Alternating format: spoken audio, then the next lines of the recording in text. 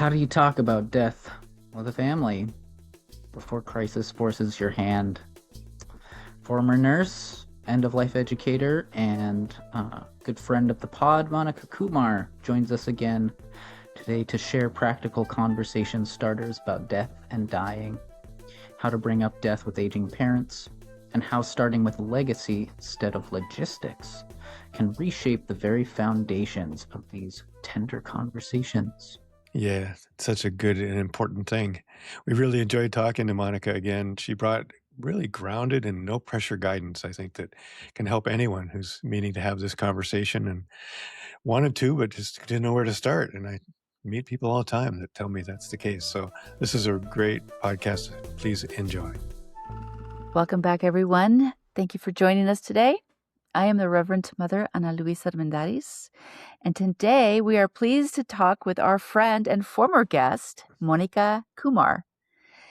Monica is an end-of-life educator and a former nurse from Vancouver, Canada, who is now based in Tulum, Mexico. She creates structured, values-based planning resources that help people prepare for medical, legal, financial, and personal decisions before a crisis. She is a creator of Life's Lasting Plan, One Night at the Table, and If Something Happens to Me, and the author of Beyond Loss, The Power of Purposeful Grief. Thanks for being here. Thank you for having me again. So nice to be here.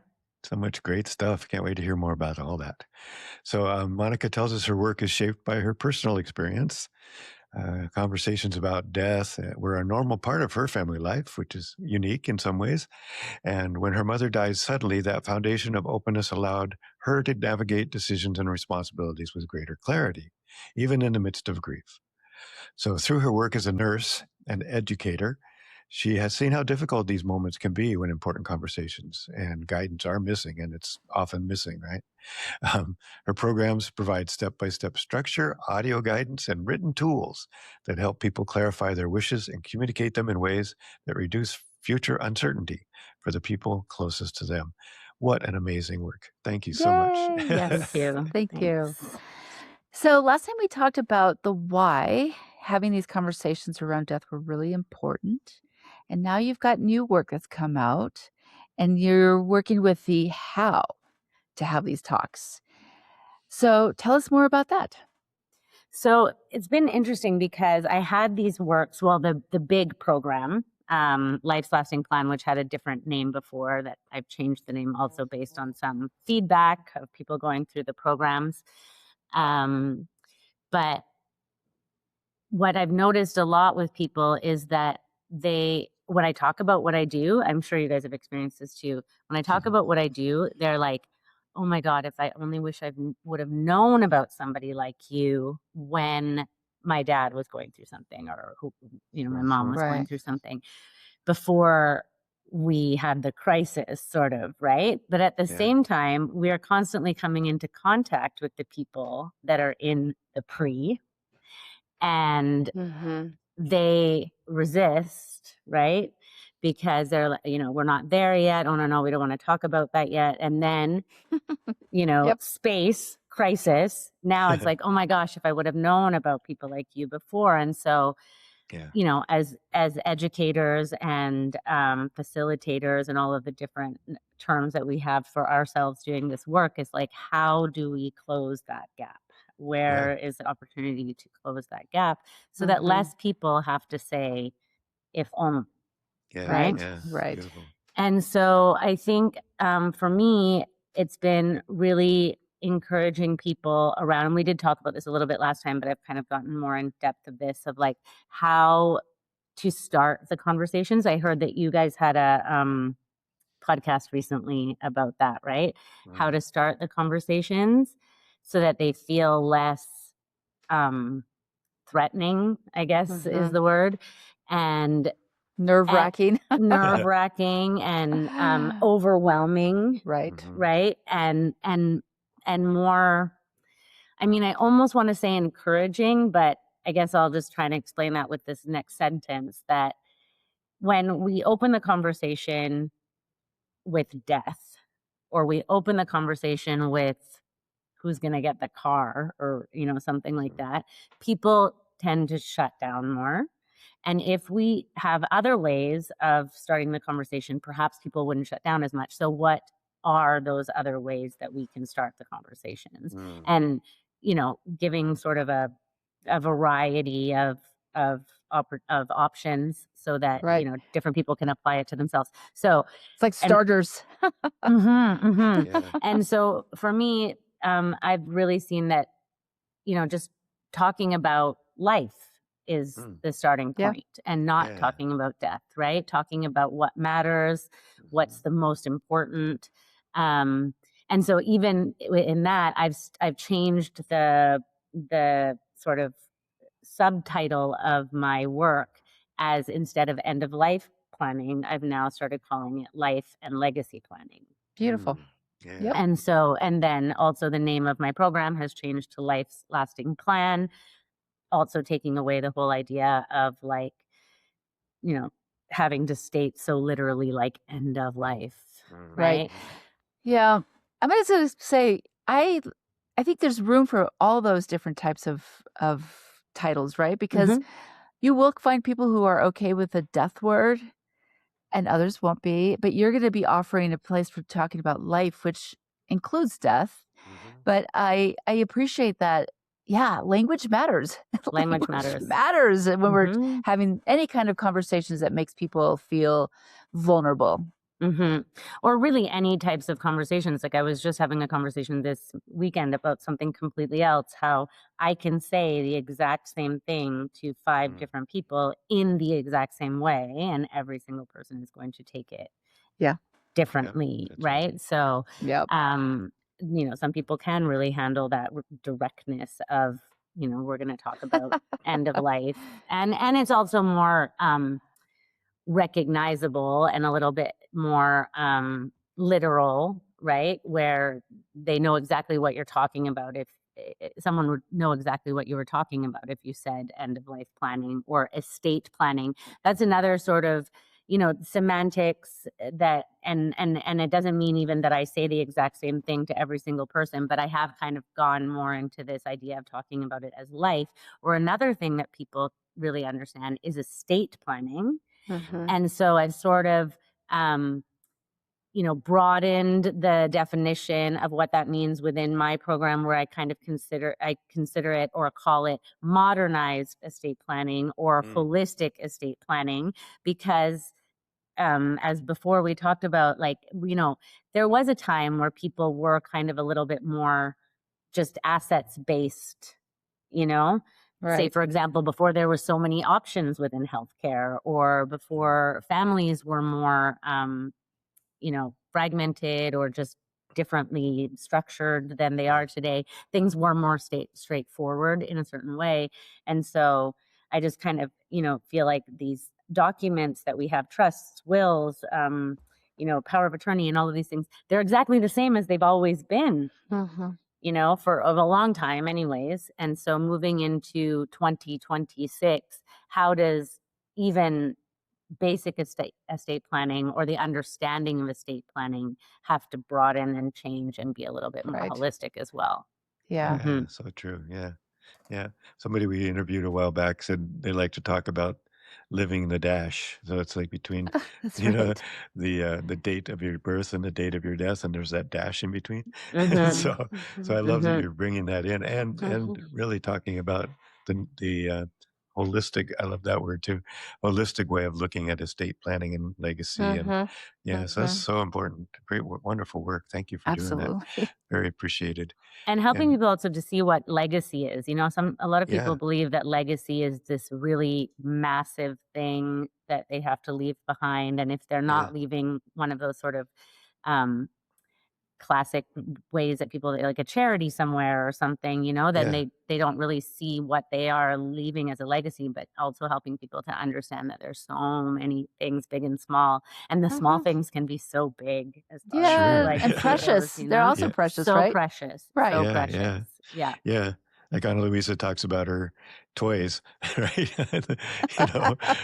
Who gets to My have my legacy. toys? That's her Mhm. legacy, right? Yeah. All my Funko Pop figures. Oh my gosh, well, I don't even know what that is. Oh my God.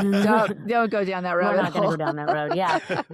Like recipes. I feel like legacy is also just like anything that keeps your spirit alive in people, keeps your name or your Mhm. role alive in people's minds and people's hearts, out of people's mouths, right? So food is Yeah. a massive thing for certain Right. families.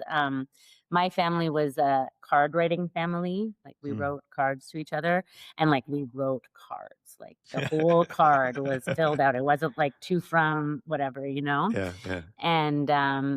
And I have all of them that, all three of us, my Mhm. mom, my brother, and me all wrote to each other. And to me, Mm. That's a that's legacy. also, yeah, it's a Yeah. That's legacy. beautiful. All Yeah. the beautiful words that we said to each other and those kinds of Lovely. things. Mm. So yeah, so within moving on from the starting of the conversation is also how to help people feel like the conversation is doable, contained. So it's not just having a start, it's also having a scope and Yeah. having Yeah. a time limit, even perhaps. So the one night at the table, for example, is I took I guess a section out of the big program Life Lasting Plan that includes medical and legal and financial and I just did the medical. So it's kind of similar to other documents and formats that are out there to help people with medical planning, but just Mhm. in a different language and a little bit of a different format for who that speaks to. And I kind of tried to make it so that you could have this within a 90-minute Yeah. conversation with your family, and that at the end of that, even though maybe you're not complete in your planning, you do feel like you have something Started. tangible Yeah. and useful right Right. there, right? It's Yeah. not like, oh, we did this, but now we still have to do this and that before we have something that's like actually usable. Because the other thing is, when people try and have these conversations, if they don't have any sort of direction or, sort A of framework. step-by-step framework to Mhm. go by, the Mhm. conversation can go to so many different places. Yeah. And people can Mhm. feel like, oh my gosh, I really wanted to have this conversation. I put the effort, I was brave, I brought it out. And then we talked about so many things Except the thing. except the thing, or we Right. talked about the thing, but we didn't get any clarity out of it. Yeah, We a didn't get any resolution. answers out of it or Yeah, any yeah. forward where we can go from here to kind of get it. So yeah, I this love this. idea Yeah. of a conversation container. So a Yeah. start, a scope, a time limit, and then clear next direction, Beautiful. whatever that is. That's great. So That's yeah. beautiful. Yeah, I think that's part of, it's like I was a project manager, so having those Flow. the flows and the things you want to get to and the timelines. That's so cool to put that in that Mhm. way.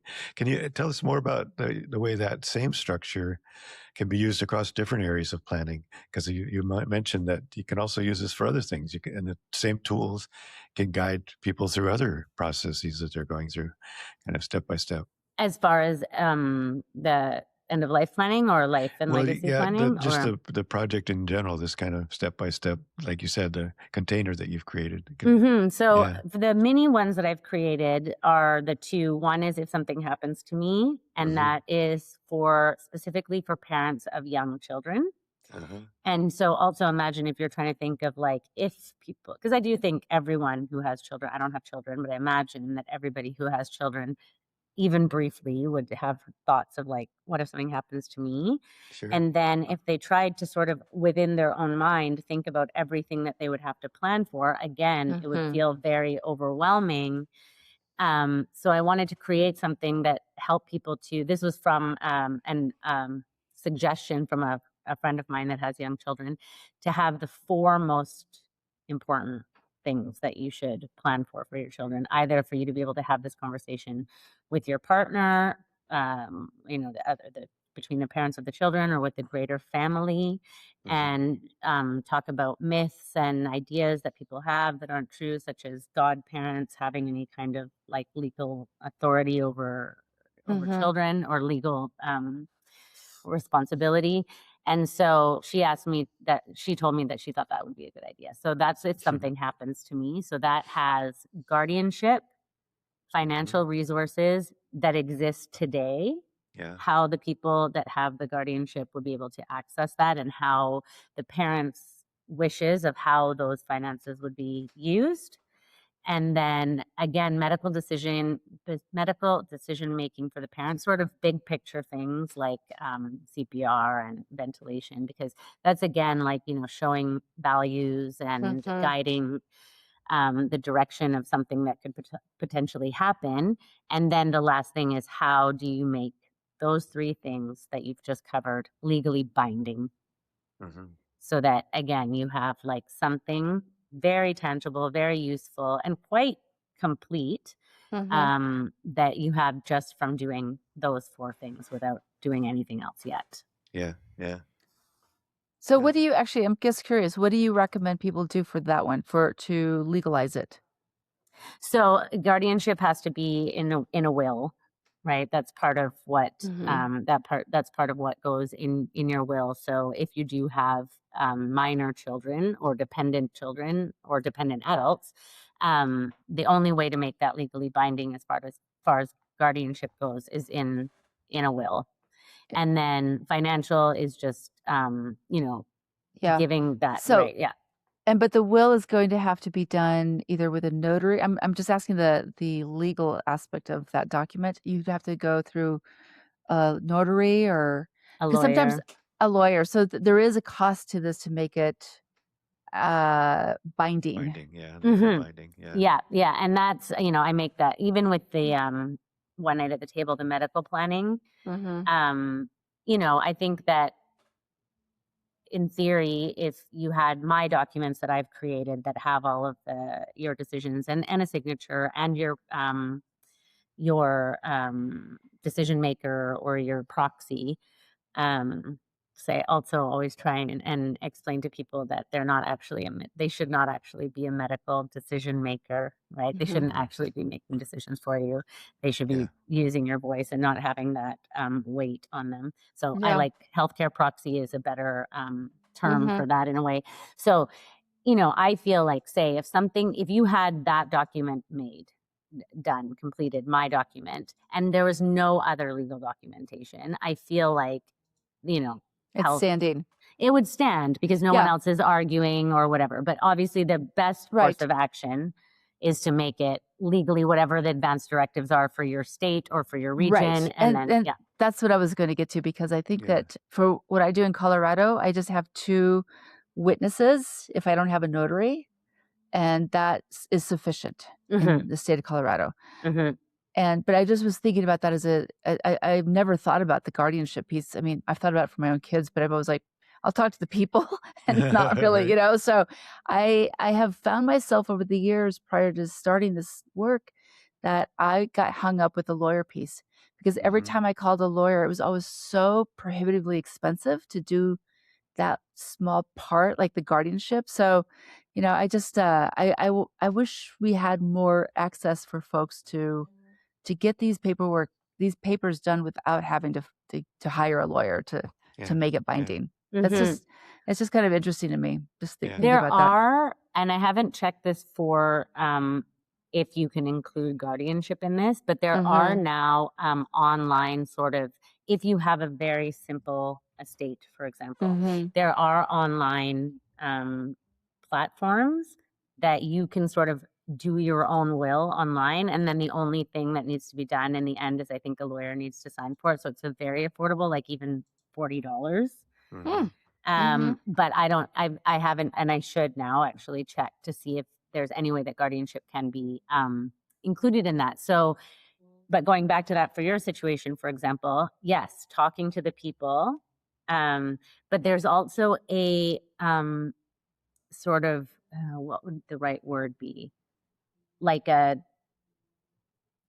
hierarchy? How when a hierarchy, exactly. And there's a certain way that the court, looking at your situation, like say at your family or who the options were. Family, blood kin first, and then but even within your family, see, there's there's also a certain factors Yeah. that they look at to see, oh, this person, you want this person to take care of your child because they are most aligned with your values, and you're the one that, and you've had the conversations with them, and they know, and everyone knows.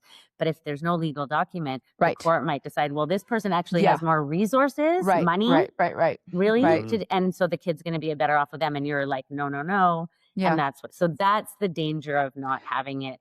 It is. It legally really, documented. truly is. I've Mhm. thought about that, and I also, I have hit walls in my personal planning because of the lawyer The piece. funding. Yeah.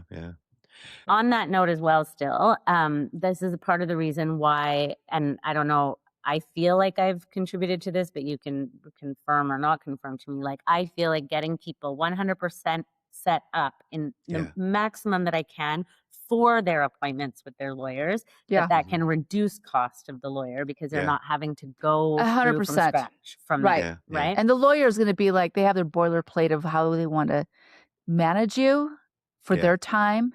Yeah. But it is very helpful to show up with all of this already Exactly. exhausted Right, all as the much as thoughts, right? possible. Yeah. Mhm. So and you're yes, just going, you're I right. have this ready for you. Yes. Right. That's so right. And also, just to be open and honest also, and just say, you know what, I need to reduce your fee, so I've created this thing, and, Yeah. hopefully we can get Yeah. it done in 1 hour or a maximum 2 hours of a lawyer's time and be done, Yeah, it is interesting. I will say that I have a disabled daughter, and so I'm working on a trust for her. But I got waylaid for the same thing. Like the lawyer piece, I did go for an hour with this lawyer, and then the clock starts running, right? Mhm. And then I have to like figure out so many different aspects that are really difficult to decide on because like I'm a single mom and she has a father, and there's so many different layers to taking care of this kiddo that I put that on the shelf. I have not Yeah. Yeah. looked at that since February, and so I it's hear hard. you. Yeah, Yeah. it is. Yeah. I mean, It one is of the things hard. that we've heard over and over again in teaching planning and these things is people who either don't have anybody they feel like they can trust as a healthcare agent or the power of attorney, or of course the amount of money is just so hard. It costs a lot of money to die in the United States, so probably anywhere, but mostly and more here, I think. Mhm. But so I'm just starting a nonprofit to specifically address that, to try to help people find those resources that are less expensive, and then hopefully raise money to help them pay for resources. So but I think that's still a huge gap in our country for many people. And guardianship is one of the ways you could do that because there's somebody who's um, vetted to be a safe, fair fiduciary. But it's not free, and it costs some money. In Yeah. fact, I'm having a conversation with our local person this next week to see what kind of connection we could make through this organization with like making a collaboration of some sort, so we could find people who say, yeah, I would be willing to do this for less money. Yeah. And sometimes when you do go to the attorney, if you just say, I can't afford your price, sometimes I found there are attorneys who will say, okay, we can do better for you. Work on it. Yeah. Yeah. Well, and also the thought about attorneys, I didn't realize this, but the attorney I started this process with, he wants to know how he's going to be paid after I die to like take care of the things. So he's like, so where are you going to leave money for me to spend time taking care of all Take care of this? it, yeah. And I was like, wow, I don't know. Like, I'll get back to you. Right. Yeah. So it's so multi-layered, but I do appreciate, Monica, that you set out the framework for people to carry it to whomever, right? Like depending on your state Yeah. or your country, like what does it really mean? And at least having a foundation piece to set it down somewhere. So And that, I mean, it's still better that thing exists Right. than Yeah. not exists, even if you don't get it legally bound, Right. right? Yeah. Because Right. if you can be sure, for example, that, I mean, I can't ever be 100% sure, but there's different, levels of sure that you can be, that if you've decided that this is who you want your daughter to go to, and even if you haven't had, have it legally binded, that you are, somewhat sure that people aren't going to argue your decision, Right. right? Well, and every time I leave the country, a friend of mine reminds me, he's like, all you have to do is write up a thing, sign it, take it to the bank, and have them just notarize it. That Yeah. this was a thought that you had. This is your current standing on this decision making. Yeah. And he's like, it's small, it's a thing, but it's better than nothing. It's better Yeah. than nothing. Yeah. And like I heard that you in this, this is not the case in Canada, I don't think, but you can get things notarized at the bank for about $20 or something. Actually, my bank. Well, I have Get your own bank. Yeah. I have a bank. I don't actually bank there anymore, but my ex-husband kept our things open, so I'm still officially on that bank, and it's free at that bank. But my credit union is a little different, which irritates me because at the credit union you have to bring in your own witnesses. Mm. So I've tried to Okay. go there to get things notarized, and he's like, "Nope, you have to bring people in with you to do this." Two So people. So yes, so it is contingent on which bank you're at and if you are a member there. Mm-hmm. Yeah.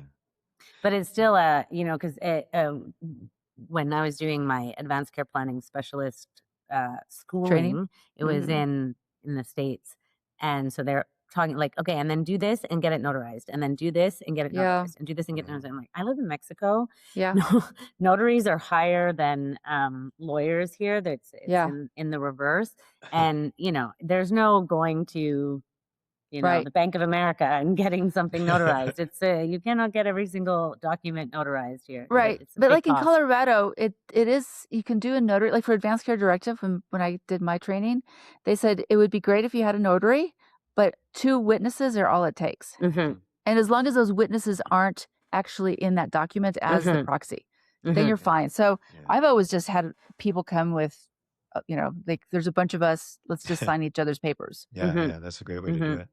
Well, See, that's and again, like different how? Oh, sorry. everywhere too.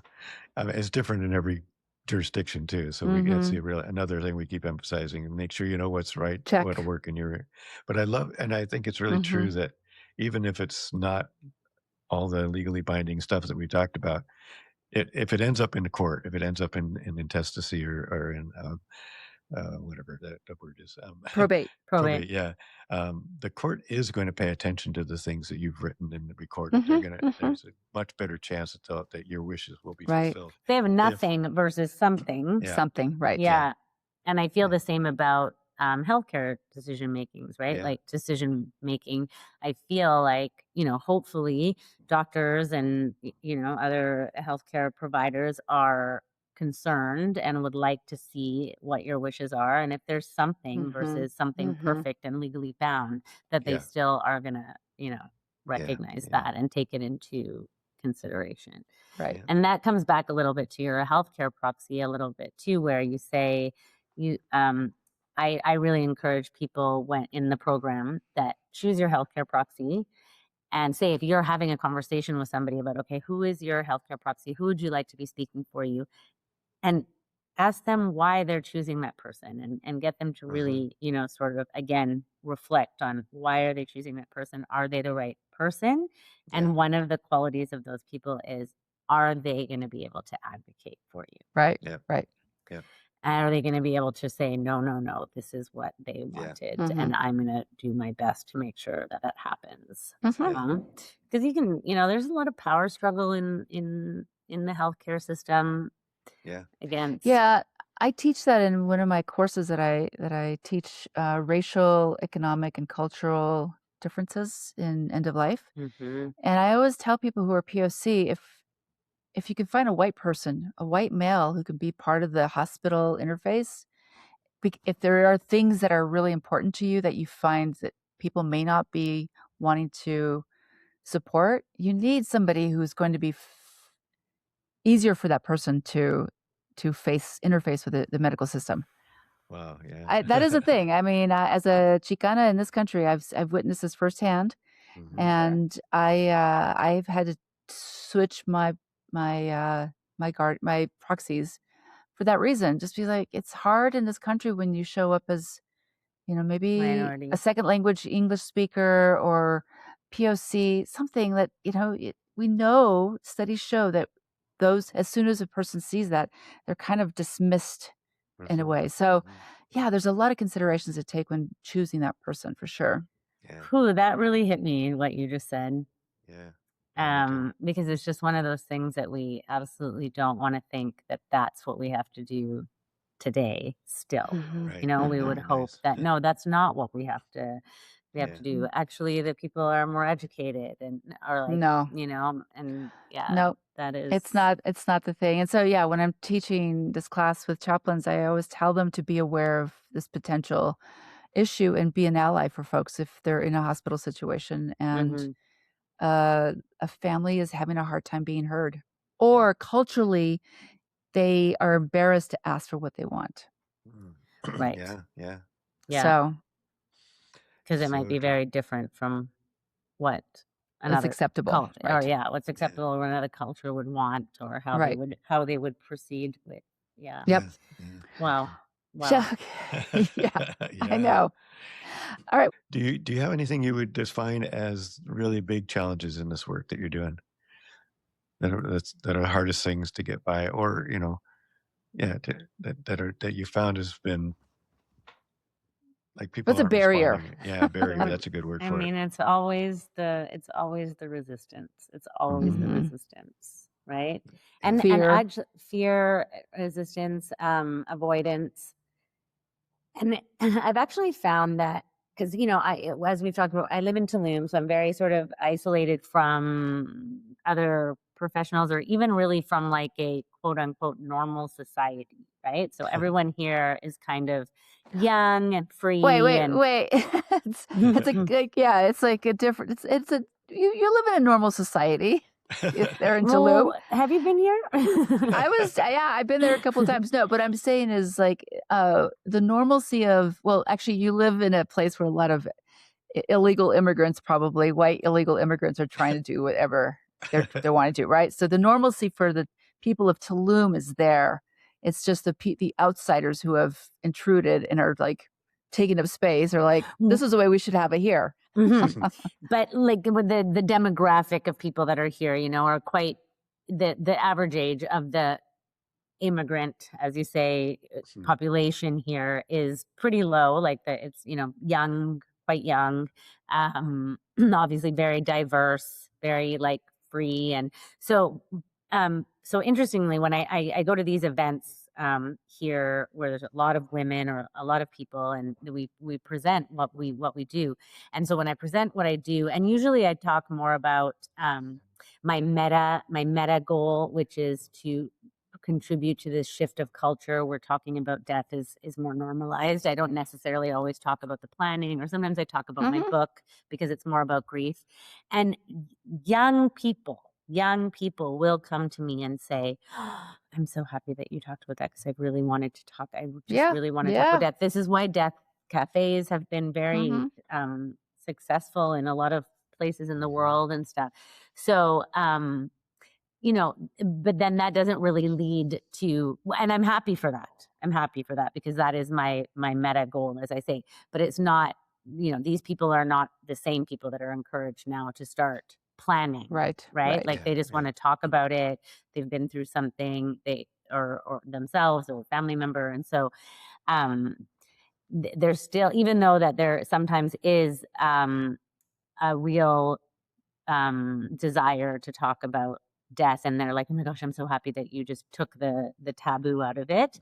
It doesn't actually necessarily lead to, there's still avoidance when it comes to planning and resistance to planning. Like, oh no, but I don't want to talk about I'm 25 years old and I want to talk to you about death, but I don't want to go and now talk to my mom about planning, right? So that's the biggest challenge. That's the biggest challenge, is just, and again, what we talked about at the very beginning, that if I only would have known about you, but if you had have known about me, you most, often you wouldn't have used my services. You wouldn't have used my services, right? So that is the biggest challenge. The biggest challenge is that everyone knows on some level, right, that we should be planning for this. They should be talking to their parents, whatever it is, right?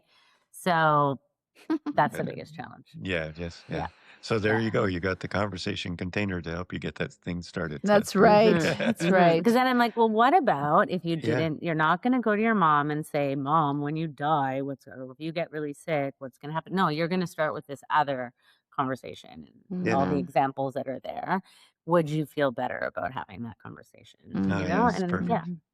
That's great. That's right. Really good. So what frightens you about the end of life? We've asked you this before. We've asked you, and has it changed? I mean, Yeah, yes anything and no. changed? You know, it's I just not knowing how, where, when, and if really if I'm going to be alone or not. You know, like I Yeah. think, and not in the moment of death, but in what's leading up to death. You know, how much am I going to suffer? Like what are you know what's going to be available to me at the time? Like I don't know that we talked about this the last time, but I'm Canadian. Lived in Mexico now for almost 10 years. I really feel like I don't identify with Canada really anymore. I can't see myself going back there. But one of the things that, I mean, I would almost go back there just because I want to have access to MAID at some point, you know, because that, you know, Mexico, you can kind of get it done like a true euthanasia kind of thing privately, I guess it would be called. But I don't think that MAID will ever become widely accepted in Mexico just because of the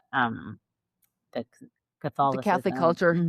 Although it has been happening in other Latin American countries slowly, but from massive activism. Yeah, I think I saw a documentary about somebody in Argentina, Chile. I don't remember, but it was the whole end of their life. It was really beautiful. But yes, it's coming, hopefully, but slowly in some places.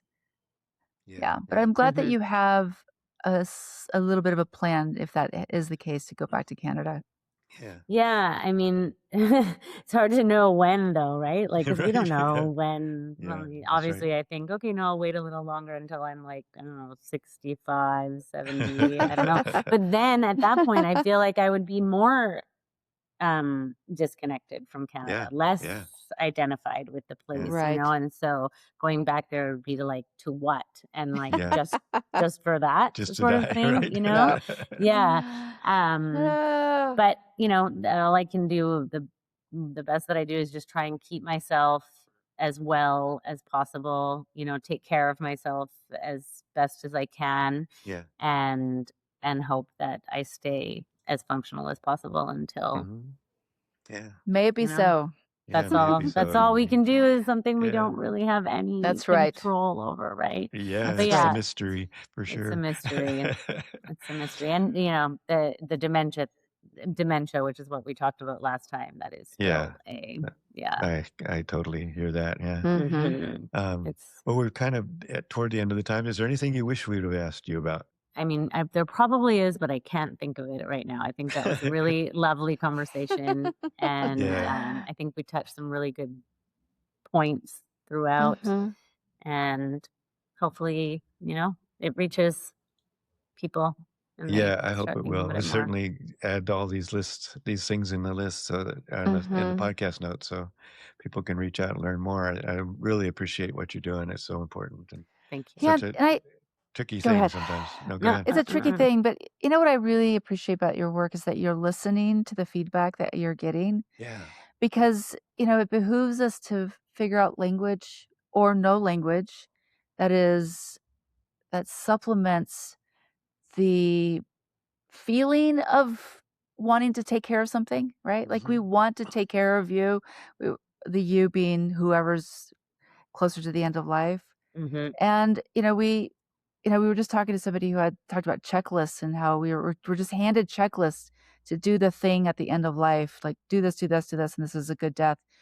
And there is space for that, but there's also space for listening and trying, not trying, but just listening and being present to whatever comes up in a way that you need to include that person in this conversation, right? Like it's not going to be one way or the other. It's we're all different. Different things trigger us into different places, but I appreciate that you are listening and that you're shifting your conversations. It's important. Thank you. And also, you know, it's like having those conversations, like a checklist. Actually, that's sort of part of my messaging around, you know, what I do, that this is much more than documents, much more than checklists. And having conversations, like even if you don't end up checking things off, if you are truly listening, you can extract. You'll find it. Yes. You can extract something out of those conversations that can help give you some direction, Yeah, right? absolutely. Some value, something that's super Right. important, something that means quality of life to that person. That's some, right. You know, can extract That in a something from nutshell it. is exactly what it is. Like you're Mhm. listening for those pieces that are important to this human life Mhm. in their path in this world, right? Mhm. Because I always tell my kids, I may end up in a situation that we have not talked about, but you will know that I have a value system around being able to walk out in nature. I have a value system about, being a little mobile to get around and do my own thing, because I'm a mountain goat. Like I just need to like run around a little bit, Mhm. and eating and reading my books. Like those are values. So if any of those things interferes with that as a potential life, then my kids are like, yeah, mom would not want this. And Yeah. so you're listening for those value pieces as you Absolutely. carry on. So Mhm. Yeah. Absolutely.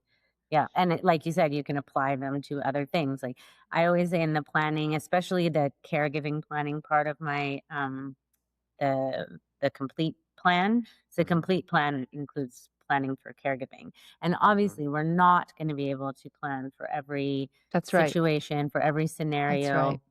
But having that sort of, you know, structure and framework and like the way that they thought about it, it can just help to Yeah. lead you to all of the Yep. other, Absolutely. possible scenarios. And so, Yes. yeah, Well, bring it thank back you. all to the conversation. Just have the Yeah. conversations. Have Have the the conversation. conversation. Have the conversation. Yeah. Have Yeah. we said this? Did we remind you to have a conversation? Yes. Conversation. Any conversation. Yes. Yeah. Oh, Monica, Yeah. thank you for your Yeah. hard labor of helping other people through this time. Yeah. And And to thanks for you. getting back in touch and letting us know more Mhm. about your ongoing Yeah. work. I love obviously everything that you guys are doing too. And if you could send me information at some point about the was it an NGO that you said you were starting Oh, or nonprofit. a nonprofit? Yeah. Yeah. And see if I can help in any way towards that. Because with people that go through my programs, they also have the opportunity to have have calls with me throughout. Mhm. And so that's the way that I sort of help people to, instead of, if they don't want to do it or they can't do it, I help them to figure out what's correct in their region or perfect. what resources are available in their Yeah. That's region. So great. that way I kept my programs very universal.